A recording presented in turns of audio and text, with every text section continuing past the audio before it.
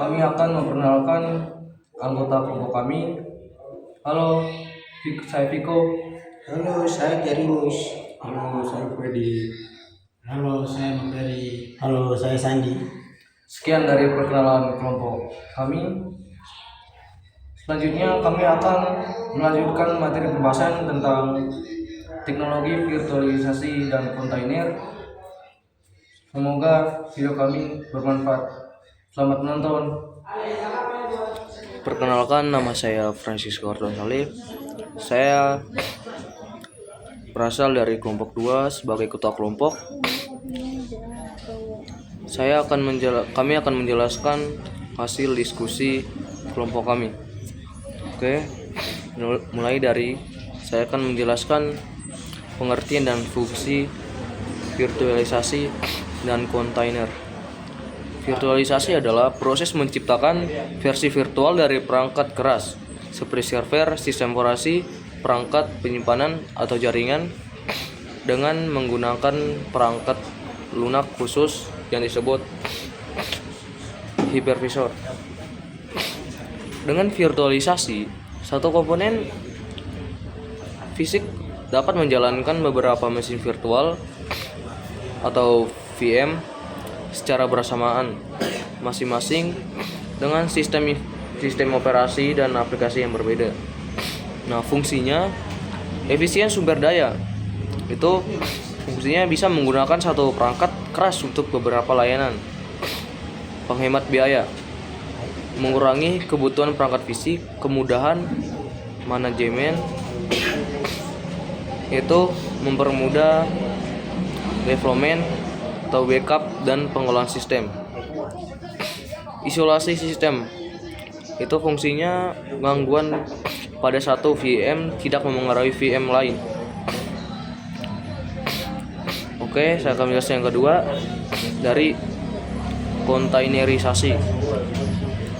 Kontainer adalah paket perangkat lunak yang berisi semua komponen yang dibutuhkan untuk menjalankan suatu aplikasi seperti kode, library, atau dependensi dan konfigurasi, sehingga aplikasi itu dapat menjalankan secara konsisten di berbagai lingkungan.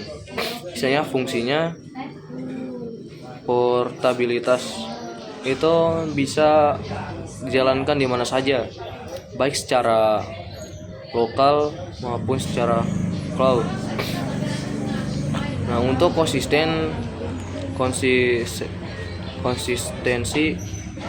itu lingkungan pengembangan dengan produksi, isolasi aplikasi.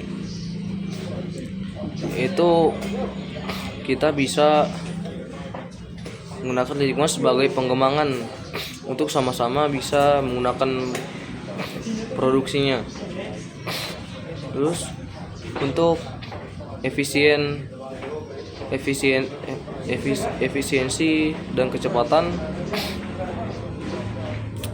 itu lebih ringan dari VM, cepat dalam proses startup atau scaling. Kalau isolasi aplikasi itu aplikasi terpisah, tidak saling mengganggu. Misalnya di dalam sebuah aplikasi itu diantaranya aplikasinya masing-masing dan tidak saling mengganggu. Misalnya kalau ada kendala dari salah satu aplikasinya akan memiliki kendala yang sama. Misalnya kita tidak bisa menggunakan apapun dari aplikasi tersebut karena aplikasi terpisah itu tidak saling mengganggu. Oke, terima kasih dari kelompok saya. Sekian dan terima kasih. Pas-pas ya. Udah tidak apa-apa. Shalom, selamat malam untuk kita semua. Saya dari kelompok 2. Saya ingin menjelaskan tentang cara kerja virtualisasi. Jadi virtualisasi itu adalah jenis teknologi yang memungkinkan suatu mesin fisik yang menjalankan beberapa sistem operasi secara bersamaan. Jadi berikut ini mungkin yang saya jelaskan adalah cara kerja dari virtualisasi itu. Jadi di sini cara kerja virtualisasi itu ada 5 cara kerja. Yang pertama itu ada hardware, yang kedua ada hypervisor, yang ketiga ada mesin virtual atau VM. Terus yang keempat ada lokasi sumber daya, yang kelima ada manajemen sumber daya. Jadi di sini saya akan membahas satu persatu dari cara kerja dari virtualisasi ini. Jadi yang pertama yang saya akan bahas di sini adalah hardware. Jadi hardware itu adalah mesin fisik yang menjalankan virtualisasi perangkat keras seperti CPU, memori perangkat keras yang menyimpan data-data. Dan yang kedua di sini ada hypervisor. Hypervisor adalah perangkat lunak yang menciptakan pengelolaan mesin virtual atau VM pada perangkat keras. Jadi bermetal, biasanya bermetal hypervisor dalam kurung. Terus atau sistem operasi yang dapat menyimpan data-data, pokoknya sejenis itulah. Jadi bermetal hypervisor atau di atas sistem operasi yang sudah ada hosted hypervisor. Terus yang ketiga di sini ada mesin virtual atau VM, adalah lingkungan yang terisolasi dan independen untuk menjalankan sistem operasi dan aplikasi. Setiap VM memiliki sumber daya virtual, CPU, memori, dan menyimpan data juga. Berikut yang keempat ada alokasi sumber daya. Alokasi sumber daya ini adalah hypervisor yang mengalokasikan sumber daya fisik setiap VM sehingga setiap VM dapat berjalan sesuai independen dan tidak mengganggu VM lainnya. Berikut yang kelima ada manajemen sumber daya hypervisor. Manajemen sumber daya hypervisor ini adalah mengelola data sumber daya yang digunakan oleh VM sehingga sumber daya dapat digunakan secara efisien atau secara baik. Berikut dengan virtualisasi ini kita dapat menjalankan beberapa sistem operasi secara kebersamaan. Terus meningkatkan efisien pengguna sumber daya, terus meningkatkan fleksibel dan skabilitas, terus mengurangi biaya infrastruktur. Virtualisasi ini biasanya digunakan dalam berbagai aplikasi seperti server virtualisasi, desktop virtualisasi, cloud computation, terus pengembangan dan pengujian perangkat lunak. Virtualisasi memiliki banyak manfaat dan kinerja yang baik, tetapi juga memiliki beberapa tantangan juga dari virtualisasi ini. Mungkin pembahasan untuk pengertian virtualisasi sampai di situ. Terus yang kedua sini ada jenis-jenis hypervisor. Jadi dari jenis-jenis hypervisor ini terdapat 2 jenis, yaitu yang pertama bermetal hypervisor atau type P hypervisor. Terus yang kedua ada hosted hypervisor type. Jadi di sini saya akan membahas apa itu hypervisor type 1 dan juga kelemahan dan kelebihan. Jadi bermetal atau hypervisor ini diinstal langsung dari perangkat keras fisik tanpa memerlukan sistem operasi yang sudah ada. Contohnya itu macam VMware Exist atau Microsoft Hyper-V. Terus ada KVM kernel based virtual machine. Terus di sini dia punya kelebihan tuh kinerja yang lebih baik karena tidak ada lapisan sistem operasi tambahan. Terus ada lebih aman karena tidak tergantung pada sistem operasi yang host. Terus kalau kekurangannya tuh mungkin dia memerlukan perangkat keras yang kompatibel. Terus biaya lisensi yang tinggi.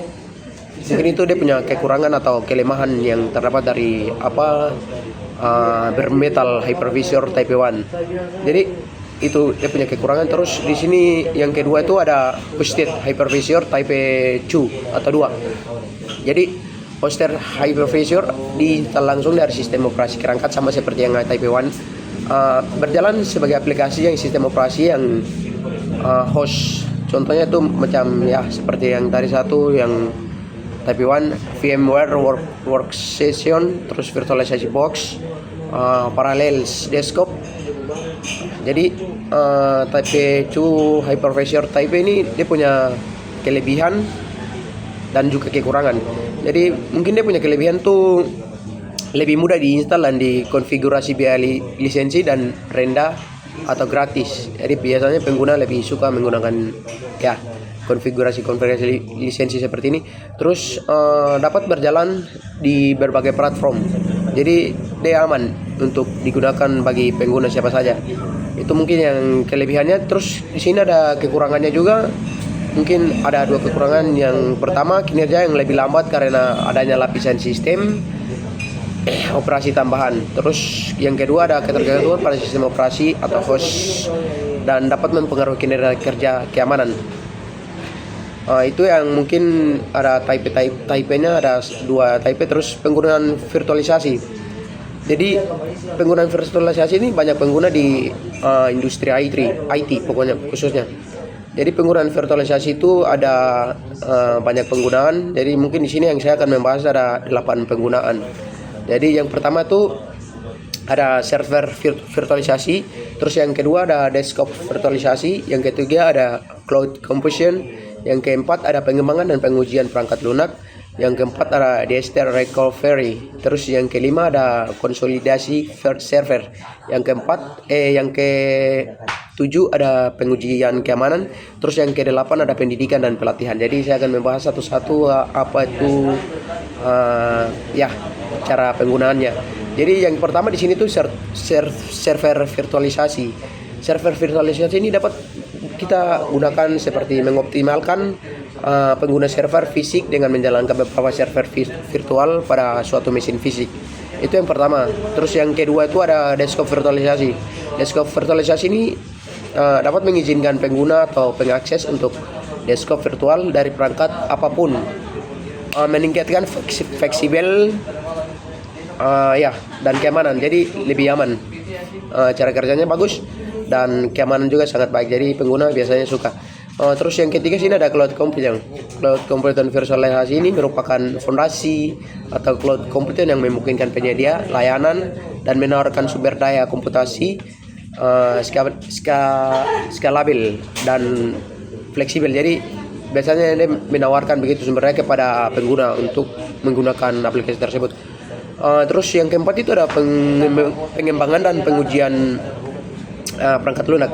Jadi pengembangan dan pengujian perangkat lunak virtualisasi mungkin pengembangan membuat lingkungan pengembangan dan menguji terisolasi fleksibel. Jadi ini bagus juga. Terus yang kelima ada disaster recovery. Jadi virtualisasi ini memungkinkan pengguna atau replika lingkungan produksi dapat digunakan untuk pemulihan bencana, artinya macam memecahkan masalah. Terus yang keenam ada konsolidasi server. Konsolidasi server adalah mengurangi jumlah server fisik yang diperlukan, menghemat biaya dan meningkatkan efisien kinerja. Jadi sangat dibutuhkan juga karena menghemat tenaga kerja dan cara kerjaan juga efisien. Terus yang ketujuh ada pengujian keamanan virtual. Jadi pengujian keamanan virtual ini mungkin memungkinkan pembuat lingkungan atau pengujian keamanan yang terisolasi untuk menguji kerentanan dan serangan. Jadi dia macam penguji begitu. Jadi dia mengetes untuk apakah keamanan virtualisasi ini aman atau aman dari serangan-serangan cyber yang diserang mungkin hacker begitu. Jadi dia menguji, jadi apakah aplikasi ini, server penguji keamanan ini sudah nyaman, baik untuk digunakan oleh pengguna atau pemakai. Terus yang ke-8 ada pendidikan dan pelatihan virtualisasi. Jadi ini mungkin memungkinkan pembuatan lingkungan pelatihan yang aman, fleksibel untuk siswa dan profesional IT. Jadi banyak juga digunakan. Dengan demikian virtualisasi dapat dibantu organisasi dan meningkatkan efisien fleksibel dengan skabilitas serta mengurangi biaya dan meningkatkan keamanan. Jadi sangat bagus. Berikut mungkin yang berikut saya akan membahas tentang cara kerja kontainerisasi. Jadi kontainerisasi adalah teknologi yang memungkinkan aplikasi berjalan dalam lingkungan terisolasi dan portabel tanpa memerlukan mesin virtual lengkap. Jadi berikut yang saya akan bahas adalah cara kerja dari kontainerisasi. Jadi cara kerja dari kontainerisasi ini ada 5 cara kerja yang saya akan bahas. Yang pertama itu impact container, yang kedua kontainer, yang ketiga Docker Regine, yang keempat kernel sistem operasi, yang kelima isolasi sumber daya. Jadi saya akan membahas satu-satu. Impact container adalah template yang berisi aplikasi dan dependensinya. Impact container dapat digunakan atau dibagikan untuk menciptakan kontainer baru. Terus yang kedua itu ada kontainer. Kontainer adalah instance yang berjalan dari impact container dan terisolasi dan independen sehingga aplikasi dapat berjalan tanpa mengganggu aplikasi lainnya. Terus yang ketiga ada Docker Regine. Docker Regine. Docker Regine adalah perangkat lunak yang menciptakan dan mengelola kontainer Docker sehingga Reginer berjalan di atas sistem operasi host dan menyediakan lingkungan yang terisolasi untuk aplikasi. Terus yang keempat ada kernel sistem operasi. Kernel sistem operasi ini adalah kontainer yang menggunakan kernel sistem operasi host sehingga tidak memerlukan kernel sendiri seperti mesin virtual. Terus yang kelima ada isolasi sumber daya. Isolasi sumber daya adalah kontainer visual yang baik sehingga aplikasi dapat berjalan tanpa mengganggu aplikasi lainnya.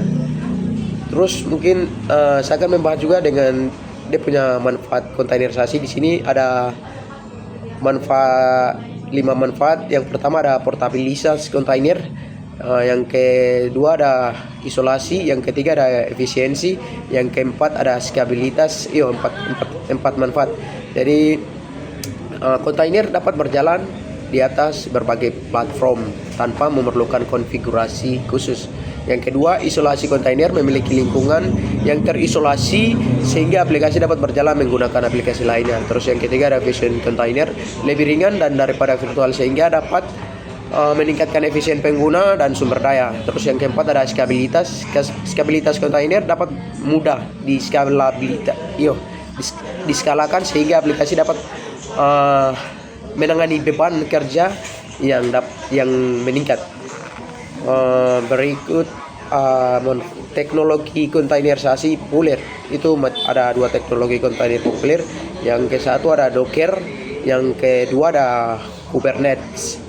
Itu terus yang berikut sini saya akan membahas tentang pengguna kontainer. Oke, pengguna kontainer memiliki banyak pengguna dalam IT industri. Jadi di sini yang saya akan membahas mungkin ada 8 pengguna IT yang biasanya. Jadi ada yang pertama itu pengembangan aplikasi, yang kedua pengujian aplikasi, yang ketiga ada development aplikasi, yang keempat ada skabilitas, yang kelima ada Microsoft yang keenam ada DevOps, yang ketujuh ada cloud computing, yang ke-8 ada internet continue dan pengiriman kontinu. Oke, saya akan membahas satu persatu. Pengembangan aplikasi kontainer memungkinkan pengembangan untuk mengembangkan lingkungan yang konsisten sehingga aplikasi dapat berjalan dengan baik. Yang kedua ada pengujian aplikasi. Mungkin pengembangan penguji di aplikasi ini penguji dengan lingkungan terisolasi dan terkendali sehingga dapat terkendali dengan lebih mudah begitu. Terus yang ketiga ada development aplikasi. Kontainer ini memungkinkan pengembang melakukan development aplikasi dengan lebih mudah dan cepat karena kontainer mudah dan dapat berjalan berbagai lingkungan. Terus yang keempat ada skabilitas. Mungkin lebih mudah sehingga dapat menangani beban kerja yang meningkat. Terus mungkin ini sudah jelas dari tadi sehingga saya tidak perlu membahas satu persatu. Mungkin saya akan membaca saja. Kontainer memungkinkan, terus Microsoft Container memungkinkan pengembang yang berbasis komponen sehingga komponen dikembangkan di deploy secara independen atau baik. Terus yang keenam ada DevOps. DevOps ini mungkin lebih baik karena kontainer dapat digunakan untuk mengotomatiskan proses. Terus yang ketiga ada cloud computation, computing. Kontainer ini meningkatkan fleksibel dan stabilitas aplikasi. Terus yang kedelapan ada integritas kontinu dan pengiriman kontinu atau CI/CD. Mungkin dapat digunakan untuk mengotomatiskan proses integrasi dan pengiriman aplikasi sehingga dapat meningkatkan efisien dan kecepatan dan pengembangan dalam development IT. Mungkin itu dari saya. Terima kasih. Salam, perkenalkan nama saya Noperi Nevegalen.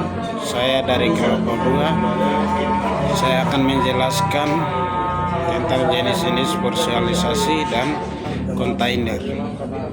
Jenis-jenis virtualisasi server.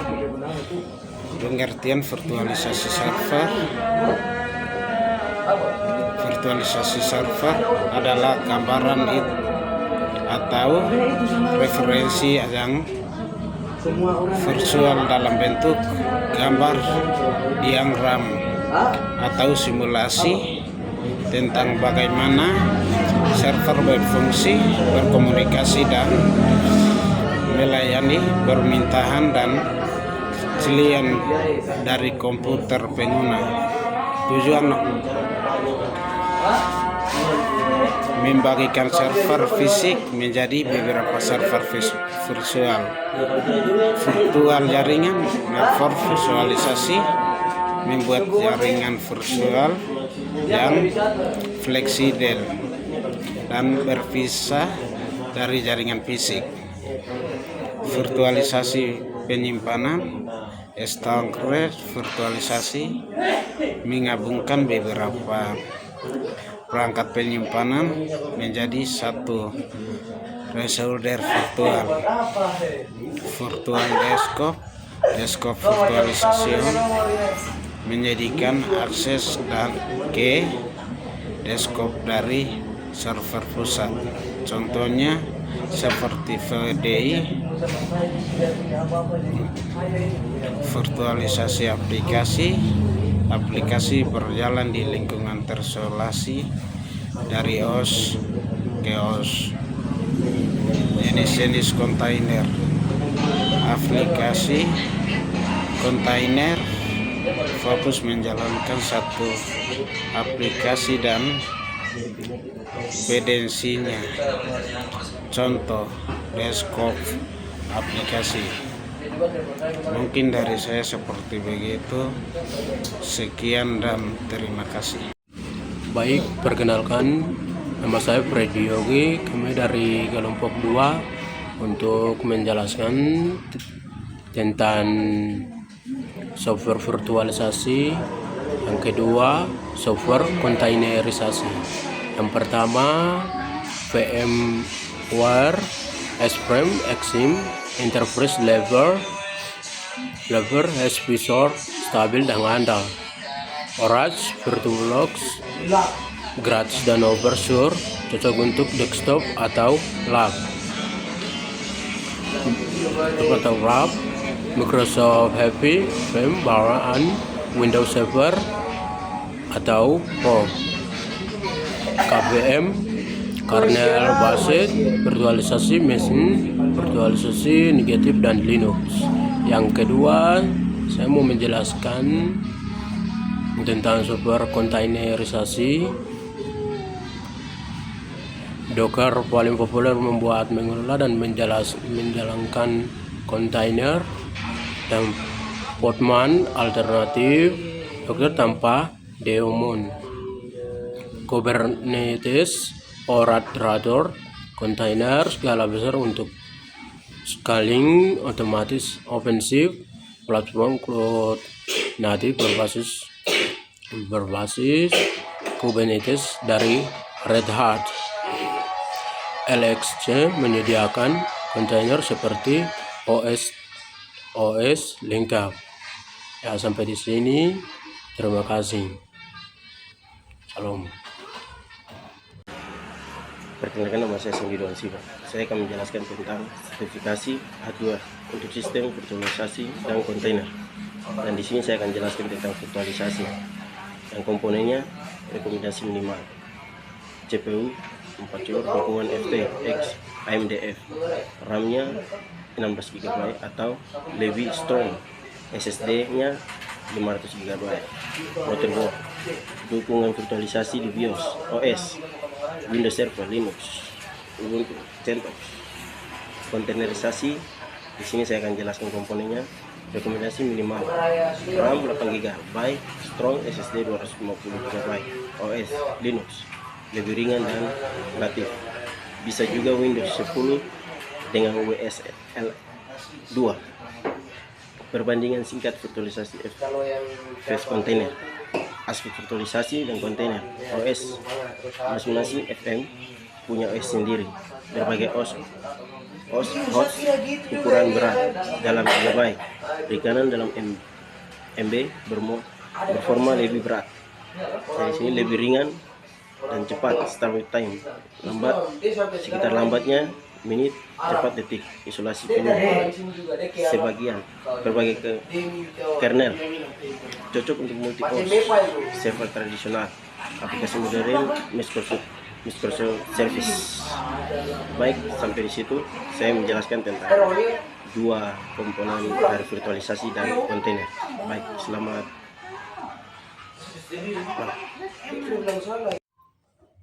Oke, terima kasih. Sekian dari kami. Itulah pembahasan tentang teknologi virtualisasi dan kontainer. Semoga apa yang kami sudah bahas bisa bermanfaat bagi kami semua dan juga orang lain yang membutuhkannya. Sekian, terima kasih dari kelompok kami. Selamat menonton.